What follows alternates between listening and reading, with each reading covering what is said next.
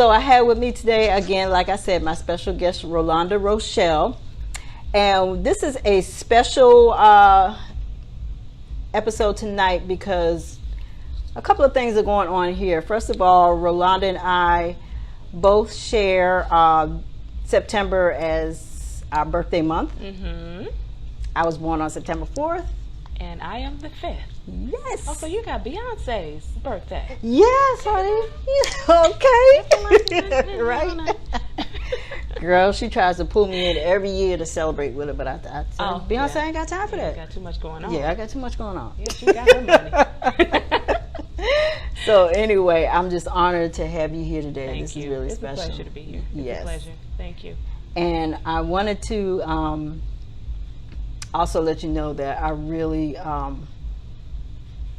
appreciate you as a person, and just by knowing you, I always like to share with people how I've met my guests. And you and I met through acting class. We sure did. Yes. Yeah. So we met through the Real Actors Workshop, run and taught by Navanya Rhodes. Shout out to Navanya. Raw acting classes. Yes. Yeah. Those were, wow. Yeah, those were very therapeutic for me. Yeah. Very therapeutic. I appreciate that class. I do too. I do too. I learned a lot. I think at the time when I was doing it, it was new to me. I didn't quite get it right away. Was that your first acting class with her? No, it wasn't. I had started going to an acting class prior to that. Actually, Nick Conti. Yeah. Okay. I had been going to that as well. But I saw that, especially when I got with Navanya, I saw that there was still a lot to learn. Like you said, it's therapeutic, because I just realized that I was holding back in a lot of ways. Right. She brought out a lot. Yeah. Did we do a scene together? I think we did. I'm trying to remember what it was though. Yeah, I can't. But I think you and I did. And that's when I became like connected with you somehow. I don't know, but and then we did a play together. You remember it? Yes. I don't remember. What was the name of it? The name of the play that was Jacqueline No Shells. Yeah, that's right. Yes, Jacqueline Boatwright. Yes. Hi, Jacqueline. Shout out to Jacqueline. Hey, Jackie. So anyway, what I wanted to start off with is what inspired me to definitely reach out to you was the post you shared. My social media. Yes, your social media. Which can be very, what do they call it? Right. Sometimes I can be a little confrontational at times. Yes, you definitely take a stand. Yeah. I do. You don't hold back. Yeah, I use my platform to my advantage. Yeah, and you should. Yeah, I do. I don't care. And why should you? I mean, if it needs to be said, it needs to be said. And I guess that's since turning 50, I just don't hold anything back. So right, yeah, and we deserve that. We'll get into that later. Yeah, okay. But I would like to share the post that inspired me to reach out to you to do this live tonight. So I would like to read it to the audience so they can hear your words and what you shared, which I thought was just awesome. So what she shared, and in some ways it was ironic what she shared. What she first said was that received news of another classmate gone too soon. And that caught my attention right away, because literally the day before I had also gotten news that a classmate of mine had passed away. So I was immediately drawn to her words. So she goes on to say, I am so grateful that God has allowed me to see another day. As a woman now over 50, I'm really happy to be a part of this new breed of age gnostic. Unlike the previous generation, I refuse to allow society to define and constrict my age. I've embraced the so-called midlife crisis. However, I think aging is a privilege and should be celebrated. Not many are blessed to live to see this age and beyond. So when young people stare at my gray strands and limited wrinkles and then ask my age, I don't hesitate to reply, Baby, I am 5.1. Old enough to have grandchildren. Old enough to be a grandmother. The facial expressions are hilarious. Yeah. Yeah. So, and then you followed with your new mantra, which is, I am a woman who doesn't believe in age limits, who is never too old to kick some ass, who doesn't worship what the mirror says, but dares to look it straight in the eye. Yeah. Yeah. That's a new one that I picked up on. Okay. How I define this new chapter in my life, I try not to put myself in someone else's box. It's like I'm redefining it and discovering the things that I used to do, and not transferring them over to me being 50 right now. I try to definitely surround myself with people that are positive, young people, but I also share my wisdom. And so to that mantra, it was a moment. Where, after I turned 50, I was really excited, but because my birthday party was on the 2nd, but when I turned 50 on the actual day, I went through a moment of depression. Did you? I did. That day, I think I slept in, or I was in bed probably for like 2 days.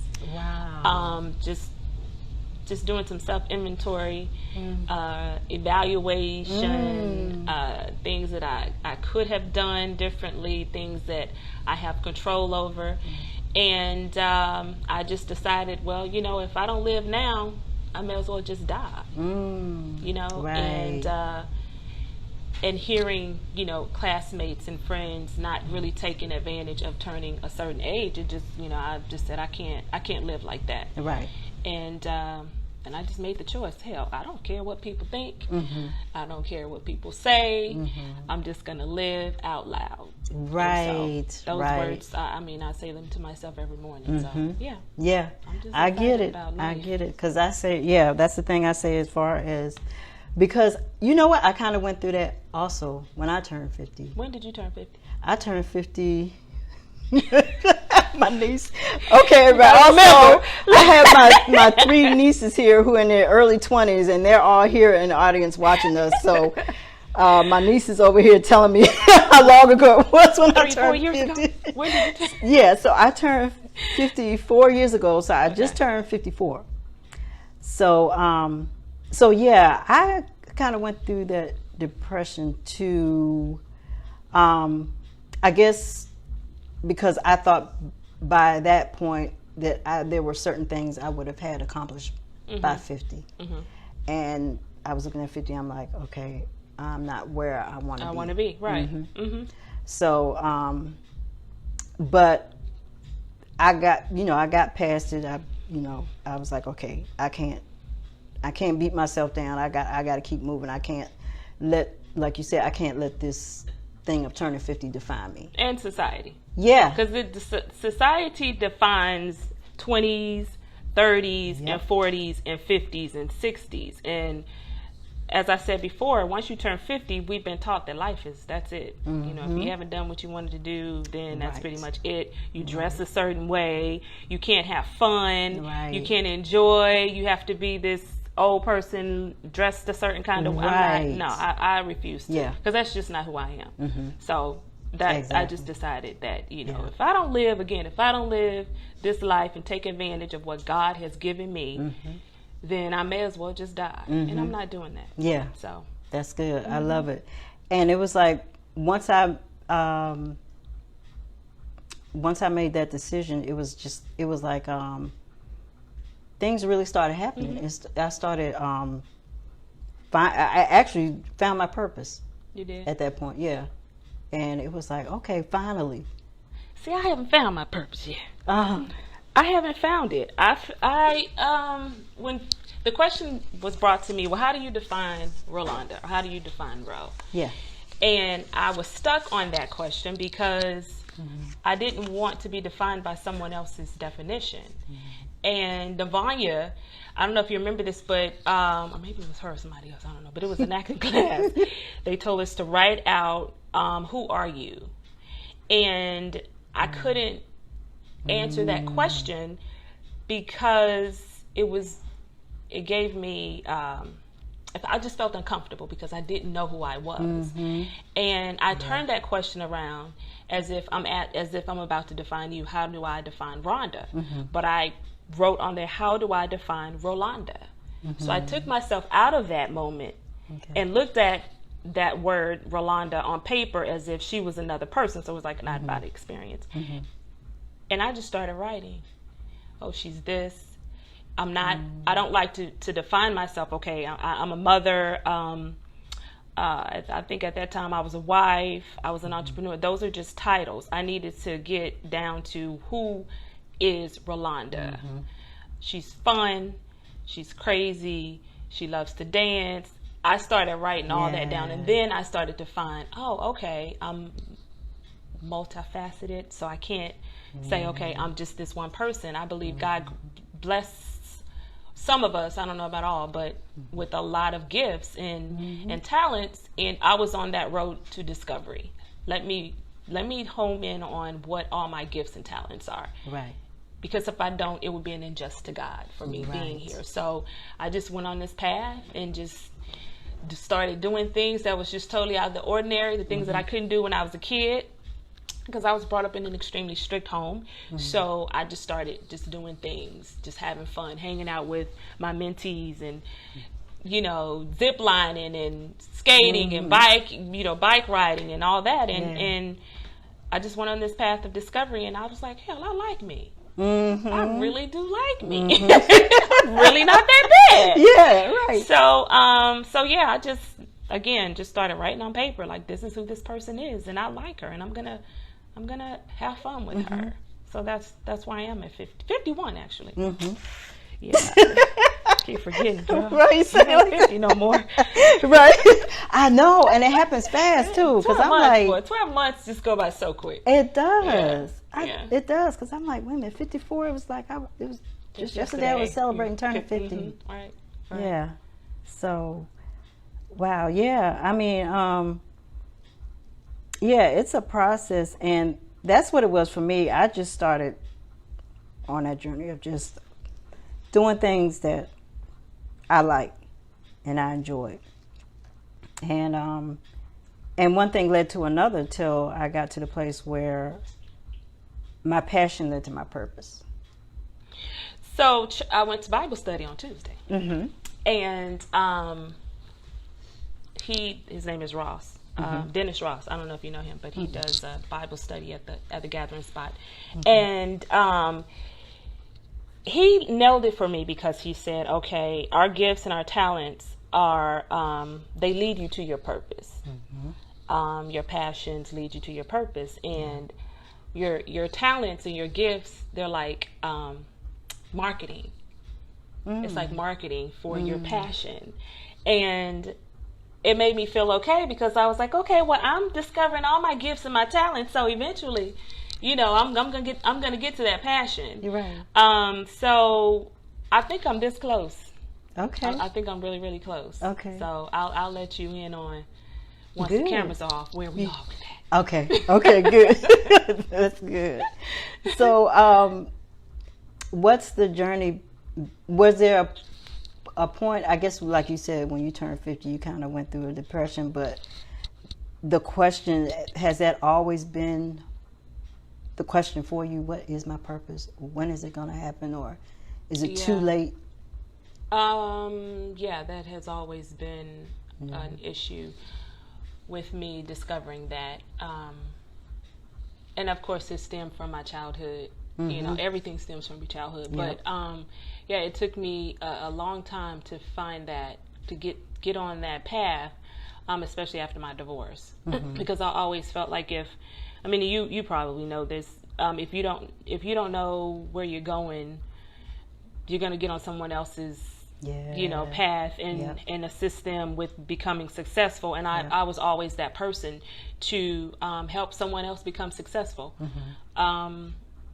And so like after my divorce, I went in total isolation to discover that who am I, and I needed to stop blaming people or others for where I was at that particular moment, and took ownership for all of everything that went on in my life. So, and that helped me a lot, along with the class. Okay. Navania's class. Yes. But yeah, it's at that time, yeah, I totally agree with that. Yeah. Okay. Do you have a bucket list? Oh, girl. I have, my bucket list is probably about 3 pages. And every time I accomplish one, I'm crossing it out, but I'm also adding. I'm constantly adding something on. So, again, that's on that journey of discovery. Right. Yeah. That's one thing I haven't done yet. I haven't sat down and written out a bucket list. Really? Yeah. I don't know why I haven't done that. But I need to do that. I got so much on my bucket list. I have travel. I have like taking a foreign language, writing a book, bungee. Well, I did the bungee jump, so that's off. Okay. Skydiving. I'm afraid of water, so really, yes, girl. I don't. I'm afraid of water. So but you don't know how to swim? I know how to swim enough to survive. I'll just say that, but I never. But I have a fear. Like diving off the diving board and into the pool or into I don't, but I'm gonna, that's on my bucket list because I need to really address that fear. Right. So, but I don't know when. Do you know where that fear came from? You really want to know the story? Yeah. Okay, so I sure do. So I learned how to swim when I was 13, and my brother and cousins, we were at this pool, and I had just learned how to swim, and my stepfather taught me how to swim, and my cousin didn't know how to swim, right? So she just so happens, you know how they have the floating beds, so she was on that, and we were both on it actually, and she didn't know how to swim, but somehow the thing deflated. What? It deflated. And we're in, I think it was like 7 feet, I think. I don't even know what made her think she could be on that end, but 7 feet of water, and it just started to deflate. No, it wasn't. It wasn't 7 feet. It was like 6. Okay. It started to deflate. She puts her hand on my head and her foot on my shoulder. Yeah, what? Honey. And I'm I'm thinking, right? And somehow, I don't know how she ended up being saved. Well, of course, but I'm under the water screaming and nobody's here listening to me, and she's got me down in the water. And so somehow I just kind of drifted or something, I don't know, and made it to the side of the pool. And she was already on the pool, and she laughing and, you know, congregating with people. And just all of a sudden, I look up, and she's just as if nobody knew what was happening. You know what I mean? And right. I was pissed, and I was like, there's kids in here, honey. Right. I cursed her. Girl, you better let her have it. I said, bitch, I could have drowned. I mean, and everybody is just like la da la da da, but I'm coughing and I could have died. Yeah. So from that moment, I ain't even cursed, but that was the first time I had my moment of cursing. And she was like, "Oh, I didn't know." She had no clue. So that point, from that moment on, I was like, "I'm never." That was the biggest fear for me. Wow. So yeah, so I need to really address that. I do too. Big fear. And I guess we still talk about that to this day. So really, yeah. I well, for me, it started much younger. Water. Yeah. What, a fear? Oh. Yeah, a fear of swimming. So I don't know how to swim. Oh, you don't know how to swim? Oh, no. Okay. And for me, it happened. I was about 6 years old, and my mother took me to swimming lessons. So she took me, this was the first day of me going. And so we get there, and I guess I must have been a late, she must have gotten me in the class late or something. Because when we got there, we were standing alongside the pool, and so the instructor, he's in the pool, and he's telling us to come on and jump in the water and swim to the other side. And so they had already learned how to swim. Yeah, because all the other kids, they jumped in the water, and they're going on to the other. And I'm looking at him like, what you mean jump in the water and go to the other side? So I'm like, I don't know how to swim. And I don't, from what I can recall, he was just like, just jump in. So I'm like, so I didn't know what to, so I went on and jumped in, and I jumped in, and next thing I know, I'm panicking, and I'm like going under. And so he rushes and grabs me and pulls me out the water, and I was just coughing and everything, and that was it for me. I never went back. I still don't understand that moment, because I'm like, why would you do that as an adult, and a child is telling you. You were 6? Yeah, I was 6. Yeah. And I don't know why. And that was my first time at the class, and I'm telling you, I don't know how to swim. Yeah. So I never understood that. So I never did learn how to swim. Well, you still need to learn. Well, thanks, Rolonda. Yeah. You still may need to learn how. You know what I do, and it's really not that. Like I said, that part was easy to learn to float.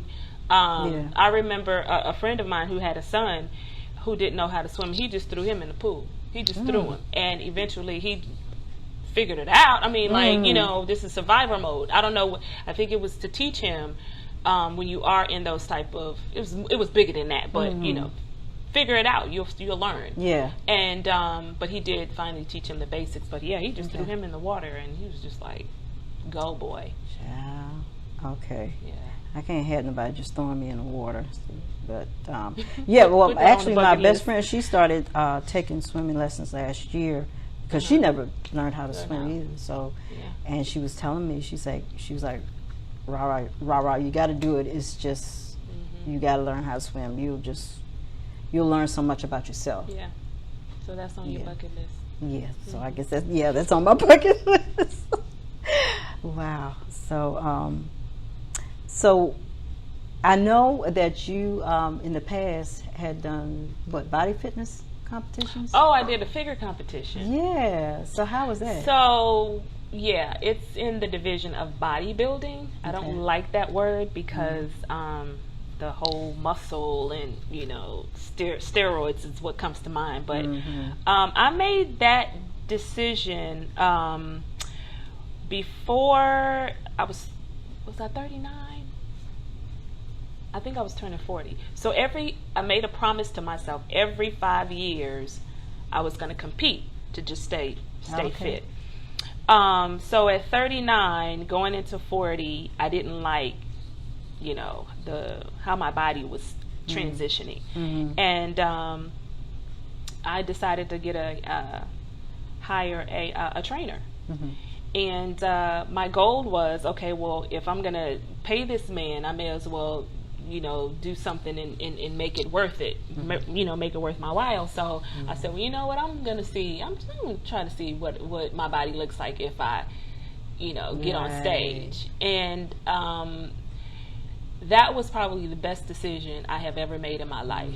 Even though I worked out, but I never pushed my body to that extreme. And those same as far as the training, I still use that in my everyday, like towards business. If I want to reach a goal, I still use those, like eating. You have to be very disciplined. And I at one point I was like, I ain't gonna be able to do it, because you have to eat a certain way, you have to work out so many times a day, and leading up to it, you really see your body transfer into something that you never would have thought. Wow. And the last 2 weeks was very mental for me, because I couldn't. You could only eat so much, so many calories with no seasoning on it. Everything was bland. All these freaking supplements.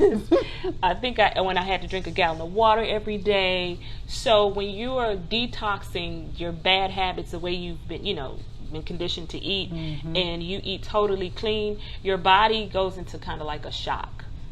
And I was having headaches, mood swings. Wow.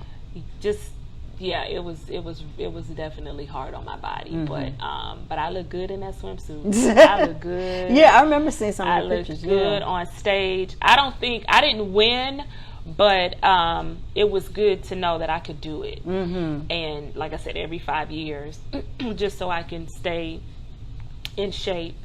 And stay, looking good. I just said I would do that every 5 years. Now I was supposed to do it when I turned 50, but I wasn't ready for that. But and then I did another one when I turned 45. Okay. Was it 45? Yeah, 45, 46. And I won. I won 2 trophies. Good. Yeah. Okay. So the first competition helped me with the second because I knew what to expect. But yeah, I said, okay, well, if I'm gonna do it again, I'm winning something. I'm coming back with some iron. Right. And that helped me mentally, and it helped me to make sure that I stayed in shape at 45. Right. And I did something that most women desire to do but mentally refuse to do. So right, and that's where I am right now with that, because I don't work out at all. That's tough. Working out. It is. It's a lifestyle. Yeah. Even when you think about eating clean, when you decide, some people that are vegans, it is definitely a lifestyle, and you have to make the decision and stick with it. So and working out, we have this thing with Black women. We like to eat. We do. we like this one over here. We like to eat. The smallest one in the room. My thing was, if I like food, but I have to make sure that I'm going to work out enough so that I can eat what I want to eat. Right. And now that turning 51, it's even harder to work out. I don't lift as much. I used to lift at least 3 times a week. Okay. And now I don't want to do that anymore. I don't want to put that much stress on my body, but I still want to look toned and defined. Yeah. So I have to find something else that would be just as give me the same results. So I haven't found that yet, but okay. But I still let me know. Yeah. But I think it's important now, even more so, that we work out, because it helps stimulates your thoughts, your mind. I enjoy it, but I don't enjoy it as much as I used to. I dread it, because I would get up at 5 a.m. and meet my trainer and come back home and get ready for the day, and then because I would work out at least 5 times a week. Really? I don't want to do that anymore. I don't want to do that. So now it's either work out and eat what you want to eat, or don't work out, and then I gotta kind of figure out, okay, I can't eat the sweets like this right here. I'm gonna eat this tonight though. But the sweets and the alcohol, I don't drink as much, but I have to be careful at 50, 51, how many I do the calorie count. So I try to make sure that I don't eat as much. Like right now it's about 1,500 calories a day for me. Okay. All right. So I stick with that. Yeah. I don't count my calories, and I probably do need to do that. But I do make the effort, since I'm not working out, to at least watch what I eat and eat, kind of be strict on how I eat and not indulge too much. Right. Because if I were to eat the way I really like to eat, I'd be way over. And I make the decision to do that because I don't want to. I'm not on any medication. I don't want to be on high blood pressure. I don't want to do. I made the choice that those things, that is not what I want to do. I don't want to be on anything to stay. Because if you think about it, people that are on medications, I couldn't figure out, now, why are you taking it if it's not healing you? Think about it. If you're constantly taking, if you're on meds, it's really to keep you on it. Think about that. So, I just made that. I don't want to be on medication. So I'm not on medication. So, that's a plus. Yeah, it is. It is a plus. And that's something that I experienced when taking care of my mom. She got ill and she passed away last year. Oh, I'm sorry to hear that. Yeah, thank you. And when I was there with her, everything was happening so fast, but the meds they had her on, it was kind of like, okay, this is not healing her. This is just, it's just prolonging, the illness. So through watching that and seeing that, I was just making my mind, no, I can't do that.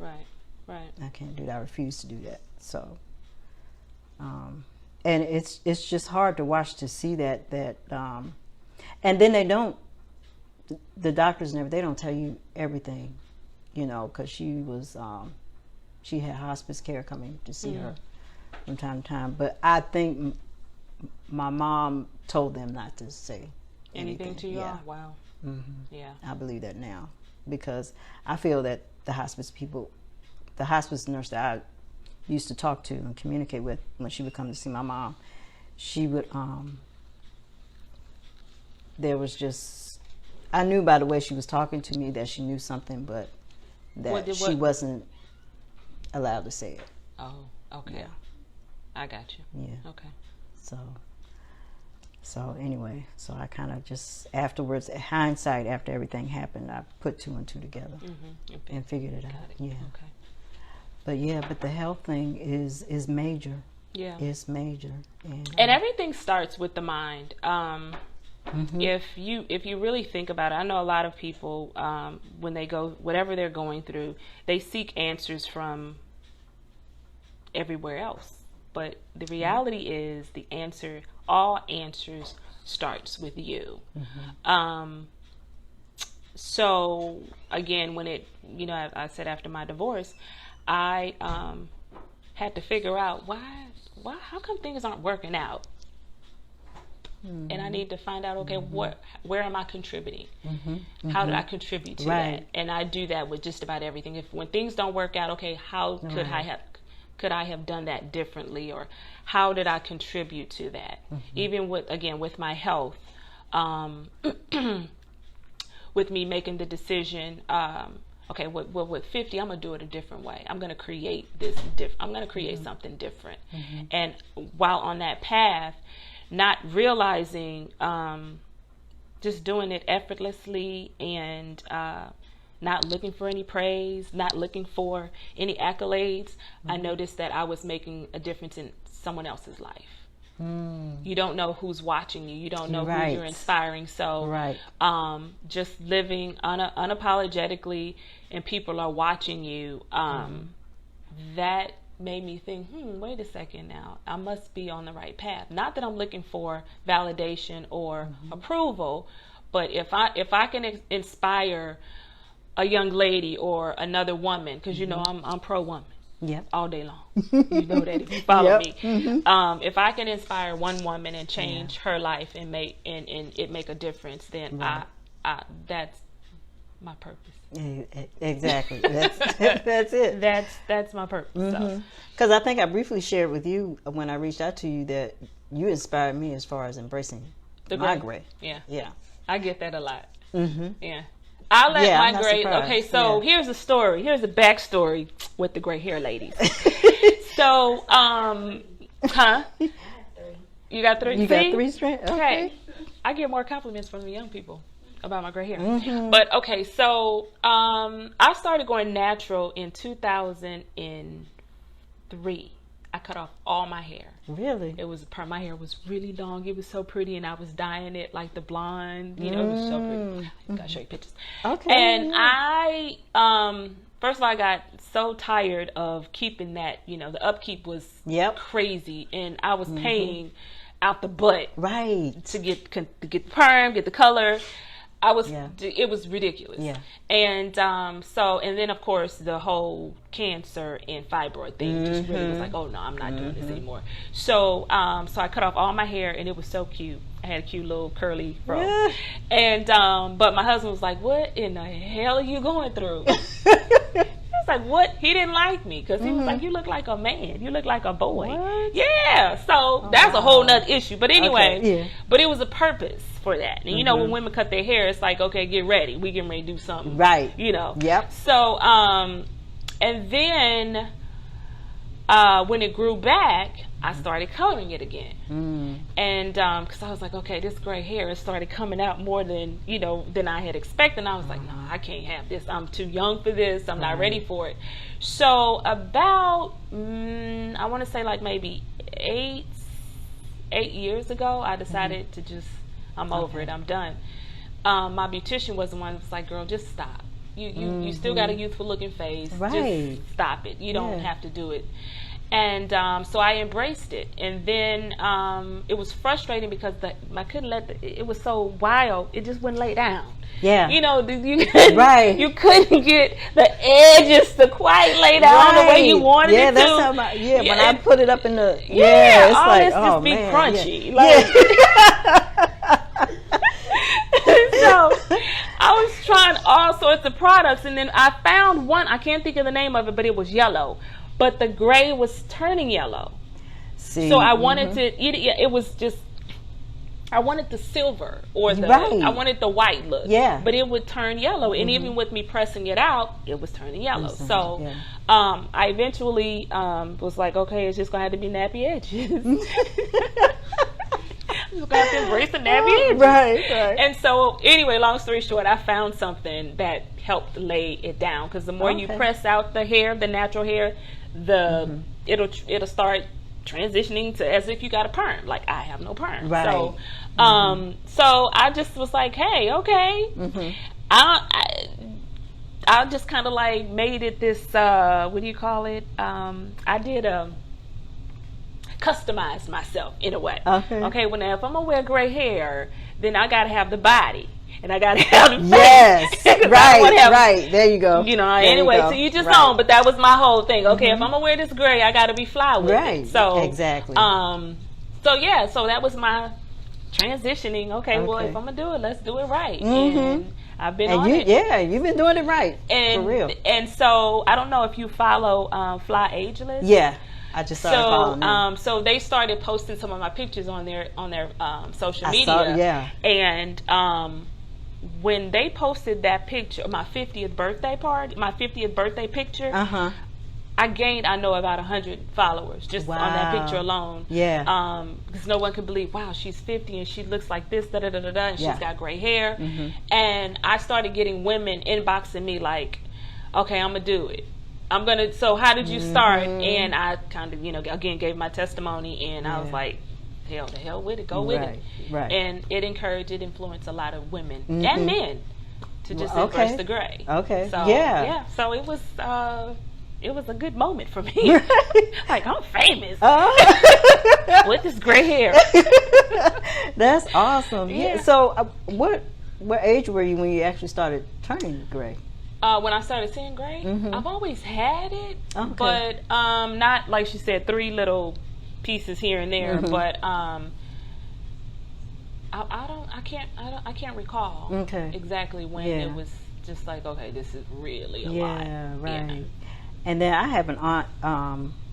My aunt, she's 91. My aunt Tilly, and I keep in touch with her, call her every now and then, check on her and see how she's doing, and we just talk and everything. But she shared with me about the yellow. She said, because her hair is just white. You have to maintain that. Yeah, and she was telling me, she said, no, I never did put any color in my hair because once you get in the habit of doing it, it turns your hair yellow. And I was like, oh, okay. Yeah. So that was also part of the influence of me saying, okay, I need to embrace my gray, because I was like, I don't want to have the yellow hair. Yeah, and that's a different texture. It's not cooperative at all. So it's just a totally different texture of than when you turn gray. Right. Yeah. Okay. So you have to know how to maintain it. It's Yeah, different. yeah.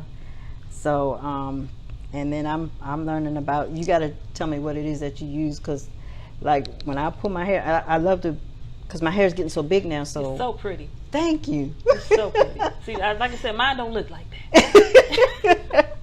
I got different textures. I got this curly here, and then this right here in the middle is just a little, just out of control, and then this. Yeah, mine will not. Yeah, Mm-mm. yeah, I yeah. I get that a lot. I just decided to just, and like you, when I decided to go natural, I cut it all off. Start over. Yeah, and started over, because I was missing the fullness and the thickness of my hair, because using the relaxer for so many years, I was like, I miss my hair. Yeah. Yeah. Yeah. And then when I made that change, it was like I saw me for the first time in a long time. Right. And I just, from there, it just took off. I just did an overall change in my whole image. Right.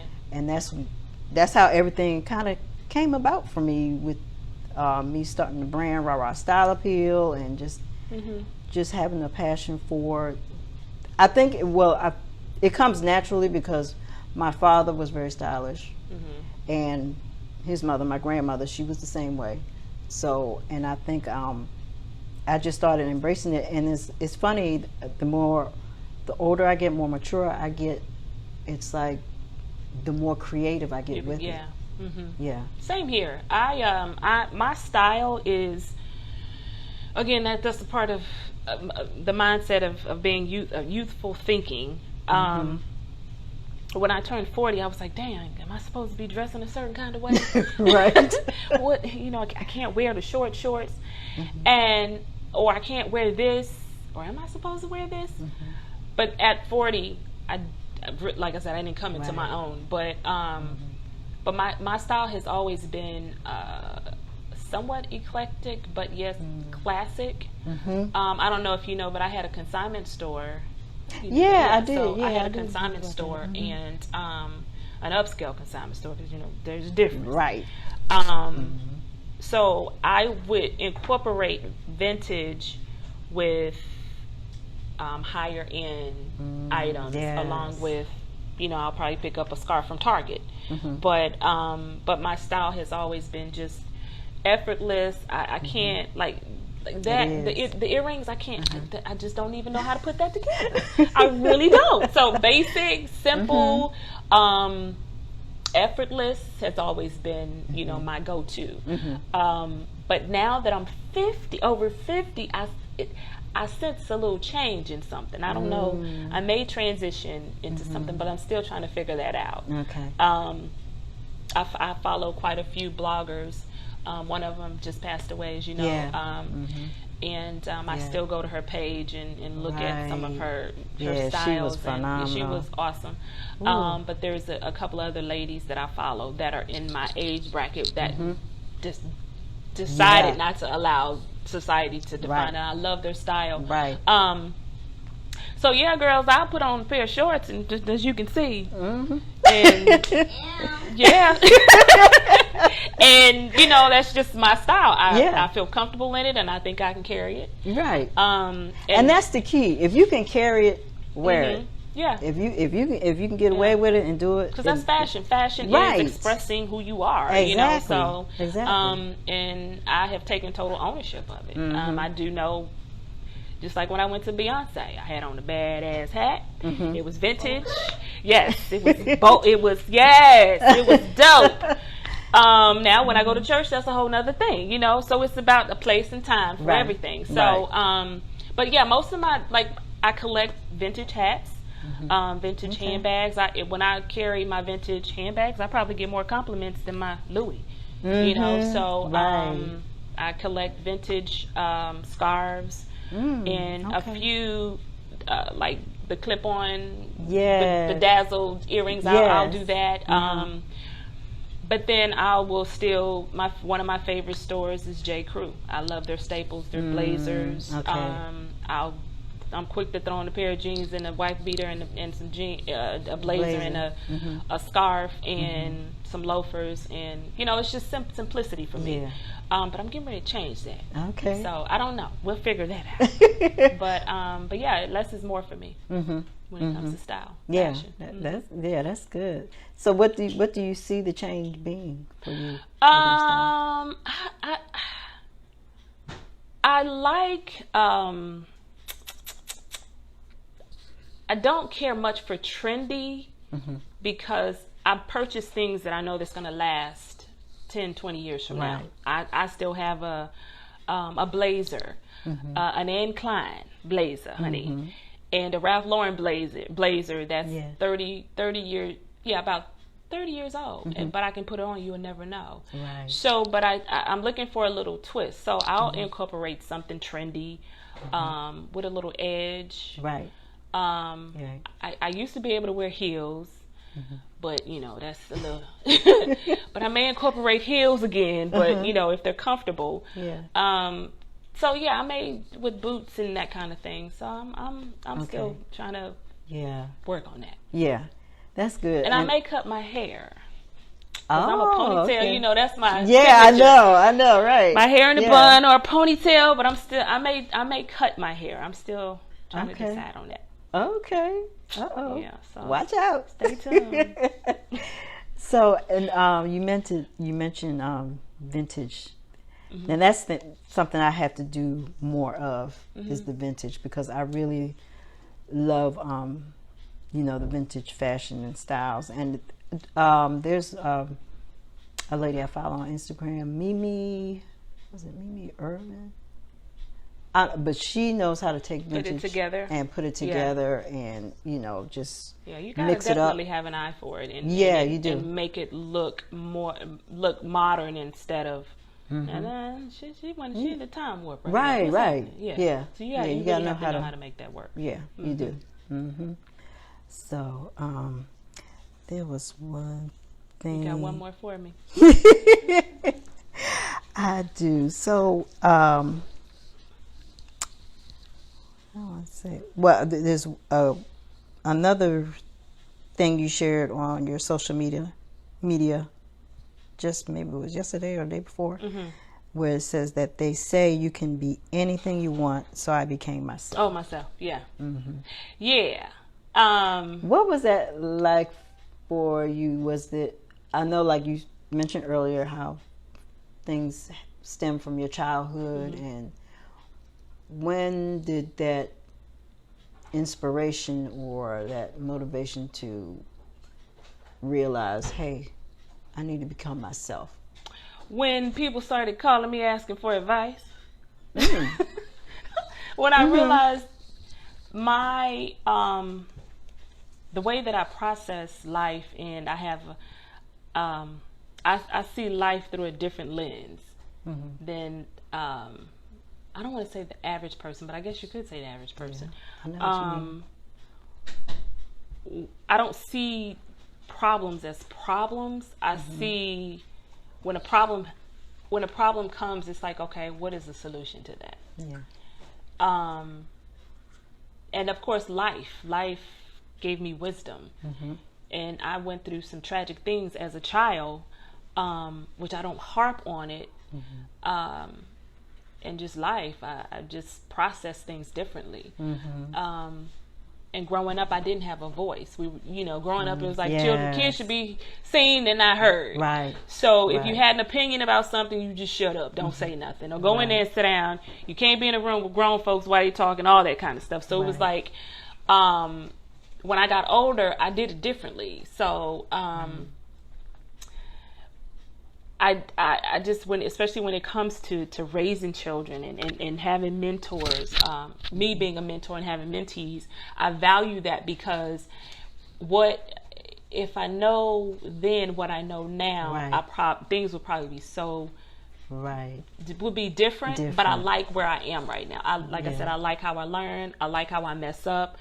Even when I, when I know Yeah. a song and I say the words wrong, I'm still free. I'm good. Right. Y'all know what I meant. So people's opinions of me, I don't care. It's like everybody, their opinion is based on their experience, right, where they come from. We all, So, which is probably why I do have a soft heart, or I'm a little bit empathetic of people. Right. People, like people, Right. we're really grown-ups. We're just kids in grown-ups' bodies. And that's just how I see it. But what was the question again? Because I went to the left, girl. What was that? I was like, what inspired you to make the decision to become yourself? Oh, yeah. When I realized my value, based on people, people coming to me and asking me my views on certain things. Because, like I said, I don't view things like the average person. Did you see the post I posted yesterday about child support? Yes. Look, I was like, she about to go in, because first of all, you were sitting there waiting for people to come on, to log on, and I was just watching your whole body position and everything. I said, she about to go in. So the way that I think it, and the reason why, let me just say this, the reason why I make posts like that is to stimulate people's thought process.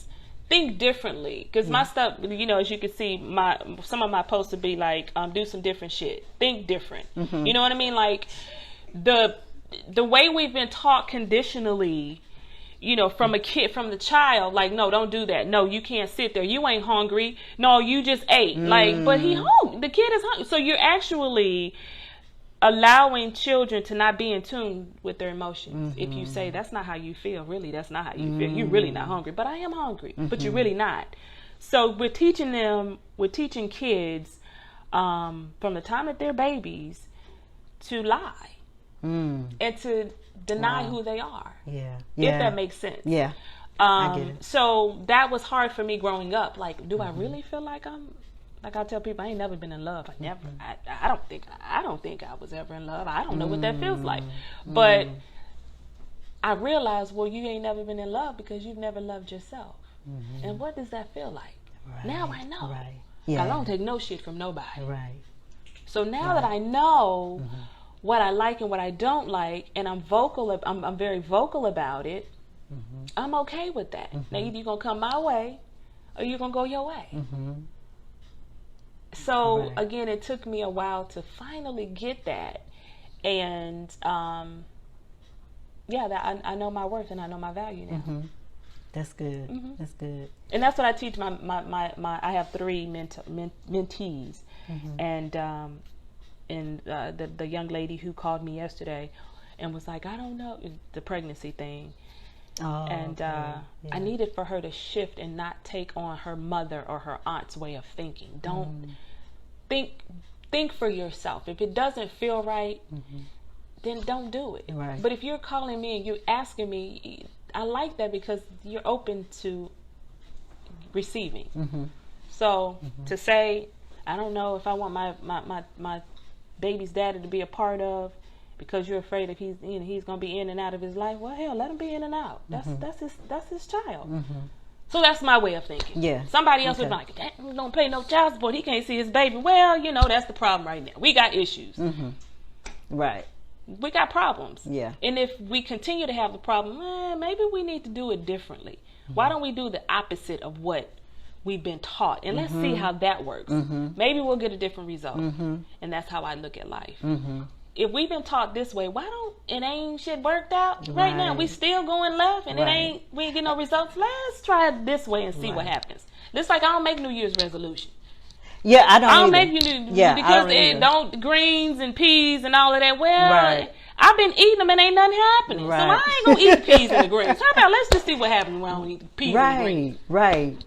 And and by you saying that, it's like we're walking around doing stuff and we don't even know why we're doing it. Right. We were just told to do it. We were just told to do it. Right. And that goes back to, you ain't hungry, but I am hungry. No, Right. Go sit down. You ain't hungry. Go to bed. Go take a nap. But I'm hungry. And you just said, you just go fix your sandwich. Yeah. That right. Go fix the sandwich. Right. Why do we have to fight and be in conflict? Why? Okay, you hungry? Go fix your sandwich. Yeah, exactly. And it was like, you just brought to my remembrance, as a child growing up, when I was young, I was always told, that I was shy. The labels. Yeah. Labels. Yeah. And I think, I took that on and I carried that, and I often think to myself, if I had never been told that I was shy, where would I be right now? Well, who would I be right now? Right. Yeah. Right. Yeah. Because, and now that I've stepped out and done this, and trust me, the stuff goes on up here when you step out and do stuff like this, and I call it living my purpose out loud. Yeah.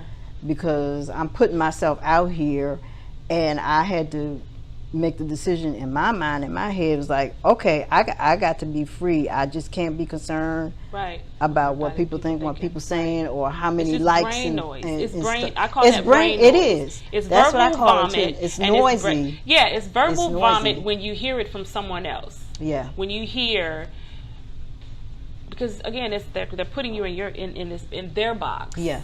Like, you can't do that. That's not how I see you. Blah, blah, blah, blah, blah. And then in your head, we already ostracize ourselves. So when someone else comes and says it, it's like, okay, well, yeah, maybe that's not. Exactly. Again, it's a condition as a kid, because my mama said, I ain't hungry. Right. But I'm hungry. It goes back to that. Yeah. So, where could you have been if you didn't take on that definition? Right. Exactly. Because I really...